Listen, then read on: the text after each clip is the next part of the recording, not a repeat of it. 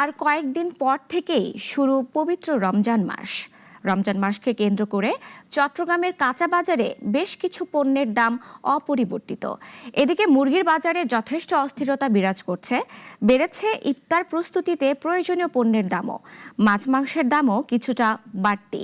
রুবেল উদ্দিনের ক্যামেরায় তৌহিদুর রহমানের প্রতিবেদন।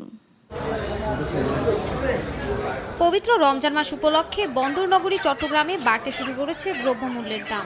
শাকসবজির দাম স্থিতিশীল থাকলেও বেড়েছে মাছ ও মাংসের দাম। বাজারে দেখা গিয়েছে ব্রয়লার মুরগি কেজিতে 190 থেকে 200 টাকায় বিক্রি হচ্ছে, আর সোনালী মুরগির দাম 340 টাকায় কেজি। বিক্রেতারা বলছে নির্বাচন উপলক্ষে পরিবহন বন্ধ থাকায় সরবরাহ কমে গেছে, ফলে বেড়েছে মুরগির দাম। এত টাকা বাড়তো না, নির্বাচন যাওয়ার কারণে একটু বেশি বেড়ে গেছে আর কি। তখন গাড়ি ঘোড়া চলে নাই, কেজিতে 20 টাকা প্রত্যেকদিন বাড়ে গেছে এরকম। আমদানি যদি ঠিকমতো থাকে তাহলে দামটা বরাবর রাখার কথা, কিন্তু এরা ইচ্ছা করে 5টা বাড়তি রাখছে বেচার বাড়তি কারণে।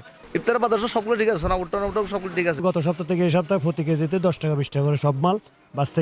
একই অবস্থা মাছের বাজারেরও।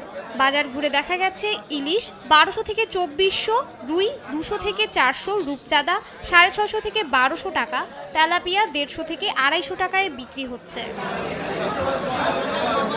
এছাড়া ইফতার প্রস্তুতির জন্য প্রয়োজনীয় পণ্যের মধ্যে কাঁচামরিচের দাম বেড়েছে কেজিতে 40 থেকে 50 টাকা। বর্তমানে কাঁচামরিচের দাম 160 থেকে 70 টাকার মধ্যে, যা অনেকের জন্য পকেটের উপর চাপ তৈরি করেছে। লেবুর দামও বেড়েছে অস্বাভাবিকভাবে। বর্তমানে লেবুর জোড়া 50 টাকায় বিক্রি হচ্ছে, যা আগের তুলনায় অনেক বেশি।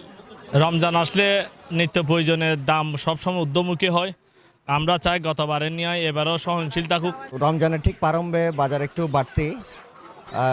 সোনালী মুরগি আগে যেটা 270 280 করে নিয়েছিলাম, এখন এটা আজকে 350 করে নিতে হলো। রোজা রমজানের দিনে সুযোগ বুঝে একটু বাড়তি করে ফেলে। এদিকে পেঁয়াজ ও আলুর দাম অপরিবর্তিত রয়েছে, যা কিছুটা স্বস্তির বার্তা নিয়ে এসেছে।